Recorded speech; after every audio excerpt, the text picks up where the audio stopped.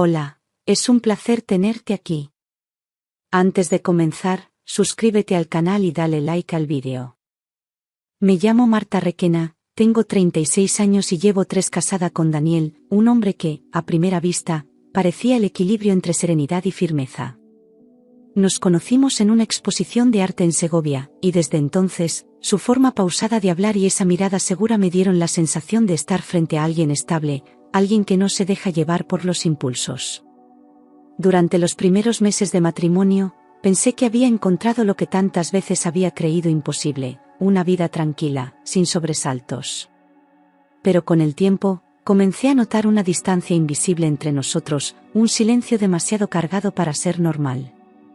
A veces, lo encontraba en el jardín, mirando la casa con una expresión que no sabría describir, como si hablara con algo o con alguien que ya no estaba. Vivimos en una vieja casa en las afueras de Segovia, una construcción de piedra con tejado inclinado y vigas de madera que crujen con el viento. Desde el primer día, sentí que aquel lugar tenía una presencia propia, algo que observaba en silencio desde las sombras del pasillo. Daniel siempre decía que allí se respiraba historia, pero para mí era más bien un aire denso, cargado de recuerdos que no eran míos. Las noches eran frías, y los ruidos del desván parecían conversaciones lejanas que se apagaban cuando yo encendía la luz. Aún así, intentaba convencerme de que era solo mi imaginación. Daniel heredó la vivienda tras la muerte de su padre, un hombre del que hablaba poco y siempre con tono tenso. Decía que esa casa era parte de su sangre, como si cada ladrillo llevara su apellido grabado. No permitía que nadie cambiara nada sin su aprobación, ni siquiera un cuadro. Cuando le propuse pintar las paredes o modernizar la cocina, se mostró reacio, casi ofendido, insistiendo en que las cosas debían permanecer como estaban. Aquella obsesión por conservarlo todo empezó a inquietarme. Con el tiempo, supe que antes de mí había vivido allí con su primera esposa, Clara, una mujer de la que apenas hablaba. Según Daniel, murió en un accidente doméstico hace más de 10 años, al caer por las escaleras del sótano. Me lo contó una noche, sin mirarme a los ojos, mientras servía vino con manos ligeramente temblorosas. Dijo que fue una tragedia, pero su tono carecía de dolor, como si relatara algo ajeno. Desde entonces, cada vez que bajaba al sótano, sentía un escalofrío inexplicable. En el pueblo, algunos vecinos comentaban en voz baja que lo de Clara nunca les cuadró del todo. Decían que aquella noche hubo gritos y que alguien vio luces encendidas hasta el amanecer. Nadie se atrevió a hablar oficialmente, porque Daniel provenía de una familia respetada, dueña de tierras y negocios. Cuando una anciana del barrio insinuó algo, él la denunció por difamación y consiguió silenciarla. A partir de entonces, cada vez que salía al mercado, notaba las miradas curiosas clavadas en mi espalda. La casa, tan vieja como los secretos que escondía, empezó a mostrar su desgaste. Las tuberías del baño goteaban, el agua salía marrón y el olor era insoportable. Daniel decía que no era urgente, que lo arreglaría más adelante, pero ese más adelante nunca llegaba. Me cansé de esperar y empecé a sentirme prisionera en un lugar que parecía deteriorarse junto conmigo. Fue entonces cuando decidí tomar la iniciativa y hacer algo por mi cuenta. Como Daniel odiaba que lo interrumpieran en el trabajo y podía enfadarse por cualquier cosa, preferí no decirle nada. Esa mañana, al notar que el baño estaba completamente atascado, busqué el número de un fontanero local. Llamé a Luis, un hombre que me habían recomendado por su profesionalidad. Le expliqué la situación y aceptó venir ese mismo día con su ayudante. Sentí alivio, pensando que por fin resolvería un problema sencillo, sin imaginar lo que estaba a punto de descubrir. Luis llegó puntual, con mono azul, guantes y una serenidad que inspiraba confianza. Su ayudante, un chico joven, lo seguía cargando las herramientas. Les mostré el baño, pedí disculpas por el estado de las tuberías y les dejé espacio para trabajar. Mientras ellos comenzaban a picar las baldosas, preparé café en la cocina, agradecida por escuchar, al fin, sonidos de reparación. No podía sospechar que cada golpe los acercaba más a un secreto que había permanecido enterrado durante años. Desde la cocina, escuchaba el eco de los martillos contra el suelo y el zumbido metálico de las herramientas. A cada golpe, parecía que la casa respiraba hondo, como si se resistiera a ser abierta. Yo removía el café distraída, intentando ignorar los nervios que siempre me provocaban los sonidos del baño. El perro del vecino empezó a ladrar sin parar, como si intuyera algo. Luego, el ruido cesó de repente, y el silencio me heló la sangre. Apagué el fuego del café y agucé el oído.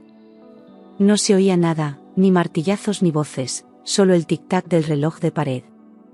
Me asomé al pasillo, notando que el aire había cambiado, pesado, cargado de un olor que no supe identificar. Caminé despacio hacia el baño, con el corazón acelerado, y antes de llegar, vi cómo Luis salía del cuarto, pálido y con las manos manchadas de polvo. Su expresión me paralizó, no era cansancio, era miedo puro. Cuando lo tuve frente a mí, comprendí que algo iba muy mal. Tenía los labios temblorosos, la respiración entrecortada y una mirada que evitaba la mía. Intentó hablar, pero solo consiguió articular un susurro incomprensible. Su ayudante, detrás de él, parecía aún más asustado, mirando el interior del baño con los ojos muy abiertos. Sentí un escalofrío recorrerme la espalda antes de escuchar sus palabras: «Señora, no entre ahí». Luis se acercó despacio, todavía con la mirada perdida, y me susurró en voz baja: «Recoja sus cosas y márchese de inmediato. No diga nada a su marido».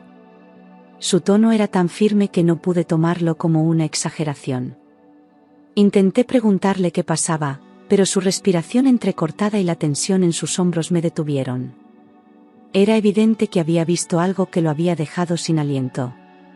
En ese instante, el aire del pasillo se volvió irrespirable. Mi primera reacción fue pensar en una fuga de gas, o quizá en algo tóxico. Miré a mi alrededor buscando señales, pero no había humo ni olor a quemado, solo el silencio y el nerviosismo de los dos hombres. «¿Qué ocurre?», insistí con un hilo de voz. Luis tragó saliva, evitó mirarme y señaló hacia el suelo roto.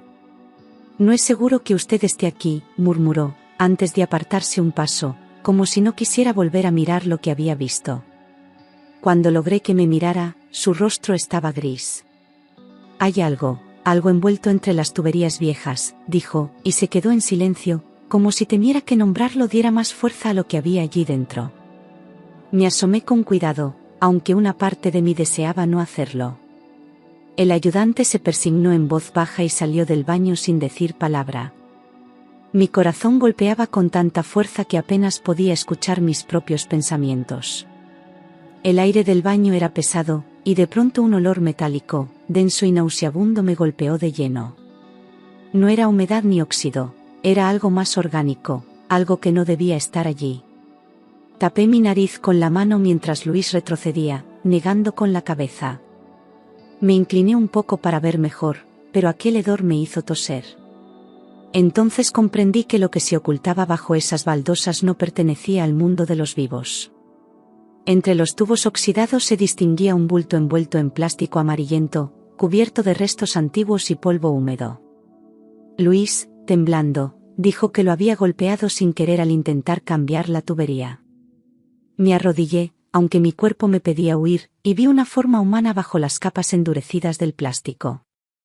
Todo parecía sacado de una pesadilla, pero estaba allí, frente a mí, tangible. Sentí un vértigo insoportable y tuve que apoyarme en la pared para no caer. El miedo se apoderó de mis piernas hasta dejarlas sin fuerza. Intenté respirar hondo, pero el aire olía a hierro y podredumbre. Mi mente se negaba a aceptar lo que veía, repitiendo que debía ser un animal, un muñeco, cualquier cosa menos lo evidente. Luis me pidió que saliera del baño, pero mis pies parecían clavados al suelo. Fue el tono quebrado de su voz lo que finalmente me hizo retroceder, casi sin equilibrio. Luis se llevó la mano a la frente y susurró, apenas audible: «Son restos humanos, señora». Aquellas palabras me atravesaron como un golpe. Todo a mi alrededor se volvió borroso, el zumbido en mis oídos me impedía pensar. Él se quedó quieto, pálido, como si haberlo dicho lo condenara. En ese instante comprendí que nada volvería a ser igual, y que esa casa guardaba un secreto que no debía haber salido a la luz. Me quedé paralizada, observando el hueco como si fuera una puerta al infierno. Intenté hablar, pero mi voz no salía. El sonido distante de un coche pasando por la calle me devolvió por un segundo a la realidad. Luis respiraba agitado, y el joven ayudante se había marchado a la puerta, incapaz de seguir allí. Sentí que el corazón me pesaba tanto como si fuera de piedra, y quise cerrar los ojos para borrar la imagen, pero era imposible. Luis se apartó unos pasos, temblando, y apoyó las manos en las rodillas como si le faltara el aire. Murmuró algo sobre llamar a la policía, pero luego dudó, temiendo que lo culparan de haberlo roto. Le dije que no se preocupara, que yo me encargaría. A pesar del miedo, algo en mí buscaba entender qué había bajo aquel plástico. Él me miró con una mezcla de compasión y horror, y me advirtió una última vez: no toque nada. Cuando salí del baño, el pasillo me pareció más estrecho que nunca. El aire era tan espeso que parecía un muro invisible. Cada rincón de la casa me resultaba ajeno, como si el lugar donde había vivido se hubiera transformado en otro completamente distinto. Miré hacia la escalera, esperando ver a Daniel aparecer de un momento a otro. Sentí un impulso irracional de huir, pero también la necesidad de saber la verdad, aunque doliera. Con las manos temblorosas, cogí el teléfono fijo que estaba sobre la cómoda del pasillo. No podía pensar con claridad, pero sabía que debía hacerlo. Marqué el número de la Guardia Civil y apenas pude explicar lo ocurrido. Mi voz temblaba, se quebraba entre palabras, mientras Luis me observaba sin moverse, aún pálido. Cuando colgué, sentí un escalofrío recorrerme entera, como si la casa supiera que su secreto había sido traicionado. Llegaron en menos de 20 minutos, 2 coches con luces parpadeantes que rompieron el silencio de la calle. Luis salió a recibirlos y les explicó lo que había encontrado. Yo permanecí en la puerta, inmóvil, abrazando mis propios brazos como si así pudiera contener el temblor. Uno de los agentes me pidió que los acompañara al baño y que no tocara nada. Cuando miraron el hueco, sus rostros cambiaron de inmediato. Ya no eran funcionarios, eran hombres horrorizados. El silencio volvió a caer sobre todos cuando uno de ellos se agachó para examinar el interior. «Madre mía, ¿qué demonios es esto?», murmuró. El otro encendió una linterna y apuntó hacia el plástico endurecido que cubría la figura. El aire se llenó de un olor insoportable, y uno de los agentes se apartó para no vomitar. Yo retrocedí hasta el pasillo, tapándome la boca, intentando no gritar. En ese momento comprendí que ya no había vuelta atrás. Poco después, un técnico forense llegó y, tras un análisis rápido, lo confirmó sin rodeos: eran restos humanos. Dijo que el cuerpo había estado allí más de una década, envuelto en plástico industrial. Sus palabras resonaron como campanadas en mi cabeza. Vi cómo los agentes intercambiaban miradas, anotaban fechas y sacaban fotografías. Todo se movía a mi alrededor, pero yo sentía que mi cuerpo se había quedado suspendido en otro tiempo.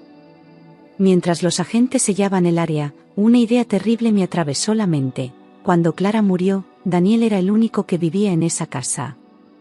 Nadie más. Recordé su insistencia en que no cambiara nada, en conservar las paredes, el baño, los cimientos, todo. Luis, sin querer mirarme, murmuró algo sobre responsabilidades. Y fue entonces cuando sentí por primera vez que tal vez no conocía en absoluto al hombre con el que dormía cada noche. Intenté mantener la calma, pero mis piernas no respondían. Un agente me ofreció agua, otro me pidió que esperara fuera. Cada minuto era una eternidad, con los sonidos del baño, los pasos, las cámaras, los murmullos, resonando como ecos lejanos. Pensaba en Daniel, en su serenidad calculada, en sus silencios. Por primera vez, la idea de verlo regresar me provocó auténtico terror. Tenía la sensación de que algo más estaba a punto de suceder. Y entonces lo escuché, el sonido inconfundible del motor de su coche aparcando frente a la casa. Me quedé helada. Uno de los agentes levantó la cabeza y miró por la ventana. Sentí como mi respiración se aceleraba y el corazón me golpeaba el pecho. Daniel salió del coche como siempre, con su chaqueta elegante y su paso firme, sin sospechar nada. En cuestión de segundos, el mundo que había construido iba a derrumbarse sobre él. Entró sonriendo, saludando con la naturalidad de quien no teme nada. Pero en cuanto vio los uniformes, su rostro cambió por completo. Su sonrisa se apagó, sus cejas se fruncieron y dio un paso atrás. «¿Qué pasa aquí?», preguntó en voz baja, intentando mantener la compostura. El silencio que siguió fue más elocuente que cualquier respuesta. Aquel hombre seguro de sí mismo comenzó a perder el control, y yo lo vi temblar por primera vez. Uno de los agentes se adelantó y le pidió que se identificara. Daniel lo hizo, tratando de sonar calmado, aunque su voz tenía un temblor imperceptible. «Estamos realizando una investigación», dijo el sargento, «será mejor que no toque nada». Él me miró buscando complicidad, pero solo encontró mi silencio. Vi cómo sus ojos se nublaban, cómo la máscara de confianza se resquebrajaba. En ese instante supe que tenía miedo, y no del hallazgo, sino de lo que vendría. No dije nada. No podía. Sentía que cualquier palabra podía desatar una tormenta. Daniel intentó acercarse, pero un agente se interpuso entre nosotros. Le observé, y en su mirada reconocí algo que me heló. No era sorpresa, era pánico. Bajé la vista para no derrumbarme y apreté los puños con fuerza. Por fin entendí que toda aquella casa, cada rincón, cada grieta, había estado contándome una historia que yo me negaba a escuchar. «Señor Requena, acompáñenos, por favor», ordenó el sargento con voz firme.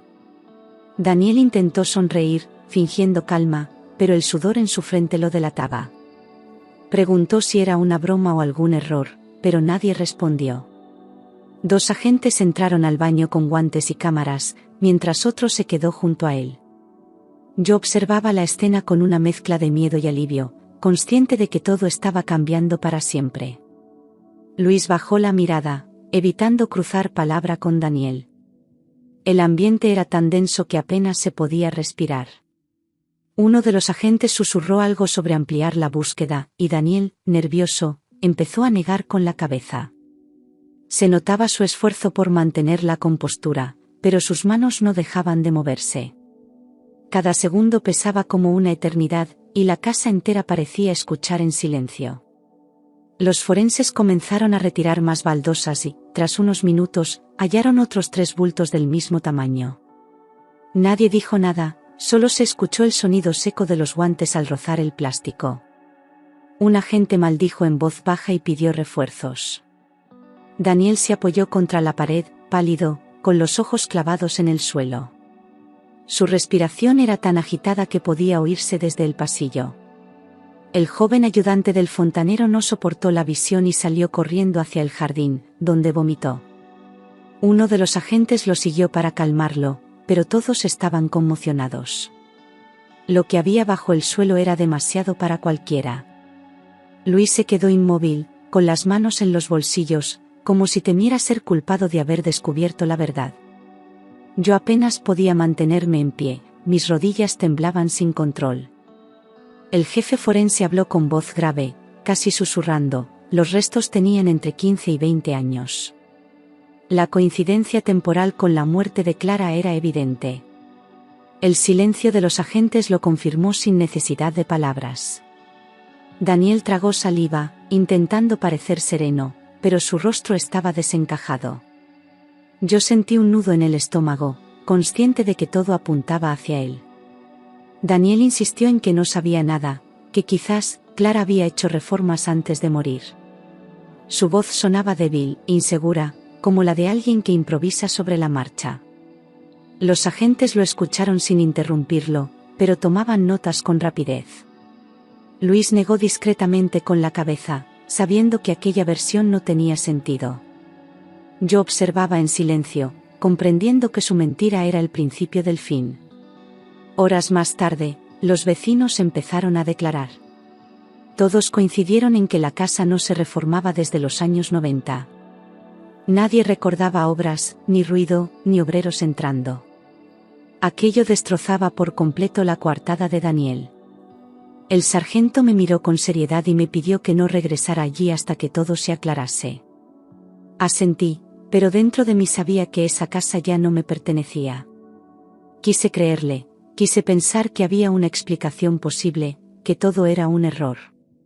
Pero las piezas encajaban demasiado bien, y el rostro de Daniel al llegar lo decía todo. Me atormentaba la idea de haber dormido junto a un hombre capaz de eso. Recordé sus noches de insomnio, sus paseos a oscuras por el pasillo, su obsesión por mantener la casa intacta. La realidad me golpeaba con la fuerza de una verdad que llevaba años escondida. Esa misma noche hice una maleta con lo esencial y conduje hasta Cuellar, donde vivía mi hermana Ana. No quería quedarme sola ni un minuto más en aquel lugar. Al llegar, me abrazó sin hacer preguntas, solo sintió mi temblor y me preparó una infusión. Intenté dormir, pero el silencio del campo me resultaba tan perturbador como el de mi casa. Cada sombra me recordaba a las baldosas rotas y al plástico amarillento. No pude cerrar los ojos. Cada vez que lo intentaba, volví a ver la escena, los guantes, la linterna, los restos. Escuchaba la voz de Luis repitiendo, son restos humanos, como un eco interminable. A las 3 de la mañana, me levanté y abrí la ventana buscando aire fresco, pero el aire nocturno me devolvió el mismo frío de aquel baño. Comprendí que el miedo no se quedaba en las paredes, sino dentro de mí. A la mañana siguiente, mientras desayunaba en silencio, vi el titular en la televisión, restos humanos hallados en una vivienda familiar de Segovia. Mi corazón se detuvo por un instante.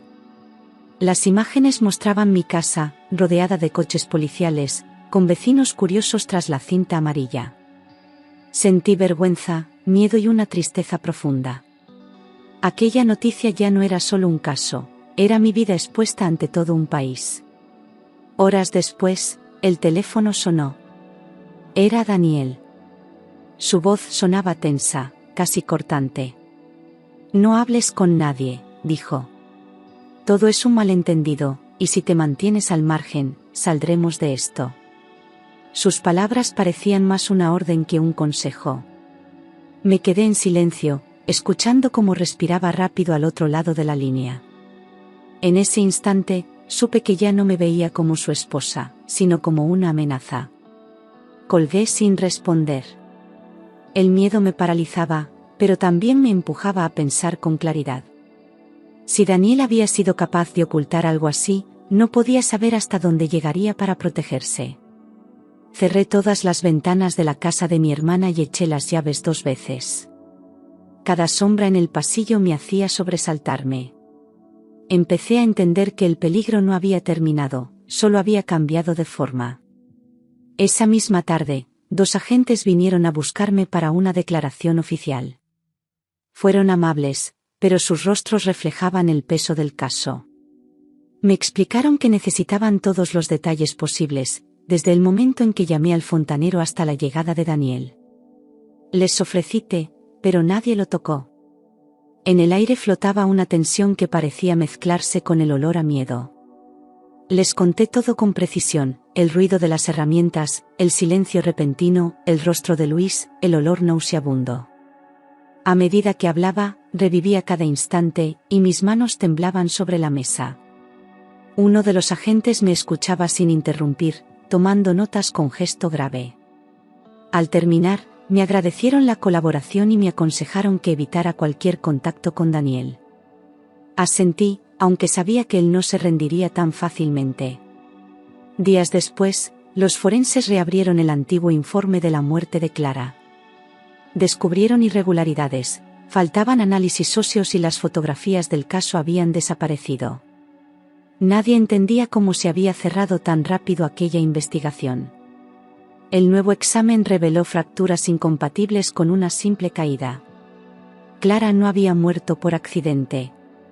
Había sido asesinada. El juez de Segovia ordenó reabrir el expediente y relacionar los restos hallados con la desaparición de otras 2 mujeres del pueblo. Los medios empezaron a hablar de el caso Requena, como si fuera una serie de televisión. Cada día aparecían nuevas hipótesis, algunas tan absurdas que me hacían enfadar. Yo solo quería justicia para Clara, y, en silencio, temía ser la siguiente en esa lista que empezaba a crecer. Desde que se enteró del nuevo examen forense, Daniel cambió por completo. Empezó a comportarse de forma errática, llamando a cualquier hora, exigiendo verme, para aclararlo todo. Su tono oscilaba entre la súplica y la amenaza. A veces lloraba, otras gritaba. Mi hermana insistía en que bloqueara su número, pero algo en mí necesitaba escuchar su miedo, porque en él se escondía la verdad. Desde el hallazgo, no volví a dormir en esa casa. Me instalé definitivamente con mi hermana, que intentaba protegerme de todo, incluso de las noticias. Las noches eran largas, pero al menos podía respirar sin temor a que una sombra se moviera tras la puerta. Empezaba a recuperar algo de calma, aunque la culpa me perseguía. Me sentía responsable de haber descubierto algo que tal vez me costaría la vida. Una noche, pasada la medianoche, mi móvil vibró sobre la mesilla. Era Daniel. Dudé en responder, pero algo dentro de mí lo hizo. Necesito hablar contigo, dijo con voz temblorosa. No todo es como piensas. Sentí un nudo en la garganta. Antes de colgar, añadió algo que me heló la sangre. Solo tú puedes entenderlo, Marta, porque tú también viviste allí. Entonces comprendí que aquella conversación podía cambiarlo todo. Puse el teléfono en altavoz y lo dejé sobre la mesa, delante de mi hermana, que me miraba en silencio. Daniel respiraba con dificultad, su voz sonaba rota, como si cargara con algo insoportable. Fue un accidente, dijo al fin. No debía descubrirlo. Clara quería marcharse, y yo no podía permitirlo. Sentí como el aire me faltaba, pero dejé que siguiera hablando. Cada palabra era una herida, pero también una prueba. Grabé todo, temblando, consciente de que esa grabación era mi única protección. A la mañana siguiente, me presenté en el cuartel de la Guardia Civil con el móvil en la mano. El agente que me atendió escuchó el audio 2 veces sin levantar la mirada. Cuando terminó, me pidió que esperara afuera. A los pocos minutos, salió otro superior y me agradeció la valentía. Supe entonces que aquella conversación pondría fin a todo. Por primera vez en semanas, sentí que el miedo empezaba a perder fuerza. Daniel fue arrestado pocas horas después, en su oficina del centro de Segovia. No ofreció resistencia, pero su rostro estaba desencajado, vacío, como si el alma se le hubiera escapado. La noticia corrió rápido, y la prensa acampó frente a la comisaría. Lo vi por televisión, esposado, con la cabeza gacha, y una mezcla de rabia y tristeza me atravesó. Había amado a un hombre que, sin remordimiento, había destruido vidas. Durante el registro completo de la vivienda, los agentes encontraron un pequeño cofre en el sótano. Dentro había un colgante con las iniciales CR y varios documentos en los que Clara planeaba el divorcio. Aquel descubrimiento dio sentido a todo. Daniel no podía soportar la idea de perder la casa ni la herencia de su padre. La verdad, tan clara y cruel, quedó escrita en esas páginas que yo jamás debía haber leído. Los peritos confirmaron que Clara había intentado marcharse poco antes de morir. Daniel, acorralado, la había confrontado y todo terminó en tragedia. Después, ocultó su cuerpo bajo las tuberías, sellando el suelo con cemento y fingiendo normalidad durante años. Su motivo no fue la locura, sino el orgullo y el dinero. Esa certeza me dolió más que cualquier traición, el amor se había convertido en propiedad. El juicio se celebró en la Audiencia Provincial de Segovia y atrajo a periodistas de todo el país. Yo declaré tras un biombo, para no tener que mirarlo a los ojos. Escuché cómo sus abogados intentaban justificar lo injustificable, pero las pruebas eran irrefutables. Luis, el fontanero, también testificó, con la voz temblorosa pero firme. Aquella sala estaba cargada de dolor, como si las paredes absorbieran el peso de todos los secretos. Tras varios días de deliberación, el juez pronunció la sentencia, culpable de homicidio y ocultación de restos humanos. Condenado a 25 años de prisión sin posibilidad de reducción inmediata. Nadie aplaudió, nadie habló. Yo cerré los ojos, sintiendo un vacío enorme, como si mi vida también quedara enterrada bajo ese fallo judicial. La justicia había llegado, pero la paz seguía lejos. Durante semanas no pude dejar de llorar. Todo lo que había creído amor se convirtió en una mentira cuidadosamente construida. Las noches eran interminables, y el sonido del agua me devolvía al baño, al plástico, al olor metálico. Mi hermana me obligaba a comer, a salir, a respirar. Pero había algo dentro de mí que seguía atrapado en aquella casa, como si una parte de mi alma se hubiera quedado bajo las baldosas. Busqué a Luis para agradecerle lo que había hecho. Nos vimos en una cafetería del centro, y cuando lo vi entrar, entendí que él tampoco había vuelto a ser el mismo. Le di las gracias entre lágrimas, y él solo respondió: «Usted tuvo el valor de mirar». Esa frase se me quedó grabada. Si no fuera por su intuición, quizá yo también habría acabado formando parte del silencio de esa casa. No volví a pisarla. Le pedí a mi abogado que gestionara la venta cuanto antes, sin importar el precio. Ver las fotos en el anuncio inmobiliario me estremeció. Cada habitación parecía esconder una historia que nadie querría escuchar. Nadie quería comprarla, y con razón. Para mí, ya no era un hogar, sino una tumba disfrazada de vivienda. Con cada firma, sentía que cerraba una puerta, pero el eco seguía dentro. Durante meses, el sueño fue mi peor enemigo. Soñaba con el sonido de los martillos, con el plástico rompiéndose, con el agua saliendo roja por los grifos. A veces despertaba gritando, convencida de que Daniel estaba a mi lado observándome. Mi terapeuta decía que era el trauma intentando salir, pero yo sentía que la casa aún vivía dentro de mí. Ninguna distancia parecía suficiente para silenciar aquel pasado. Con el paso del tiempo, empecé a reconstruirme. Volví al trabajo, retomé pequeñas rutinas, y aprendí a no mirar atrás cada vez que oía pasos. Comprendí que sobrevivir no es olvidar, sino seguir respirando pese a los recuerdos. En cada amanecer encontraba un poco de alivio, una razón para seguir. Y aunque el miedo nunca desapareció del todo, ya no gobernaba mi vida. Un año después, llevé flores al cementerio donde reposaban los restos de Clara. El viento era frío y el cielo, gris, pero me sentí en paz. Coloqué las flores sobre su tumba y susurré: «Ya puedes descansar». Por primera vez, no lloré. Miré al horizonte y pensé en todas las mujeres que habían callado por miedo. Aquella visita no era un adiós, sino un pacto silencioso con la verdad. Hoy, cada vez que abro un grifo, el sonido del agua me devuelve un murmullo que me eriza la piel. A veces creo oír su voz, o el suspiro de la casa que ya no existe. Pero en lugar de miedo, siento gratitud, porque todo salió a la luz, porque la oscuridad perdió su fuerza. La casa fue vendida, los fantasmas se fueron, y yo sigo aquí, viva, recordando que el silencio puede matar, pero la verdad, aunque duela, siempre libera. Con el paso de los meses, aprendí a convivir con la ausencia de todo lo que creía seguro. Ya no me asustaban los ruidos del viento ni las sombras en la pared.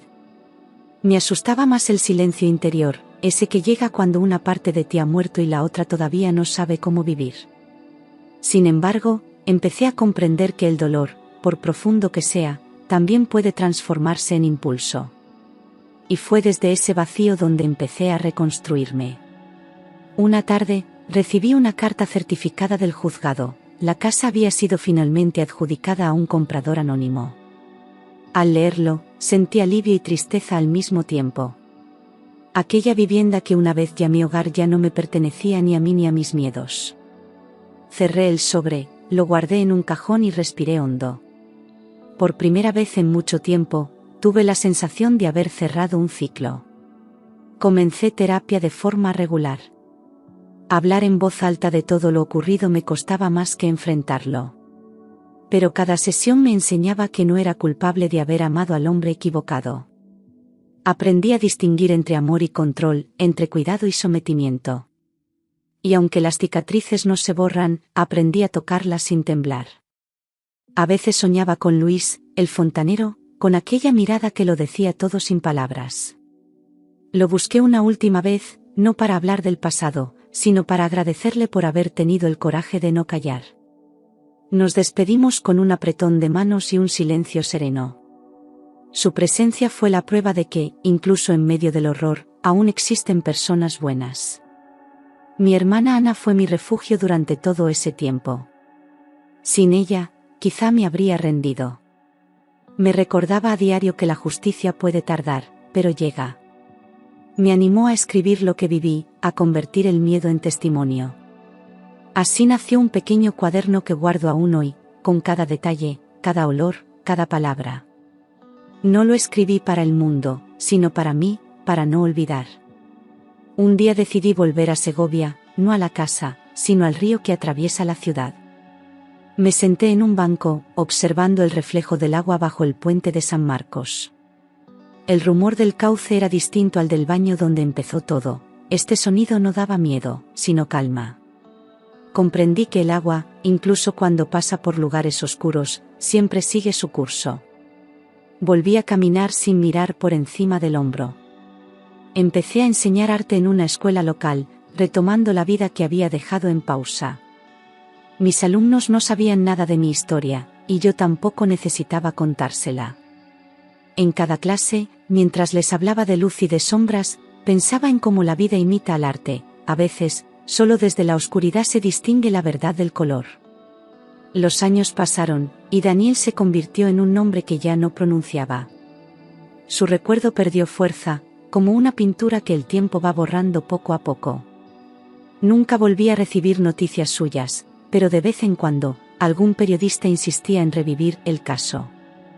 Yo solo respondía con silencio. No quería fama, quería paz. A veces, en noches tranquilas, abro la ventana y dejo que el viento entre. Me gusta pensar que Clara, de alguna manera, también respira a través de ese aire. Que ambas fuimos víctimas del mismo hombre, pero también sobrevivientes de la misma oscuridad. Le debo parte de mi libertad a ella, a su silencio que me habló desde el suelo. Hoy miro hacia atrás sin miedo. La casa ya no existe, pero la verdad sí.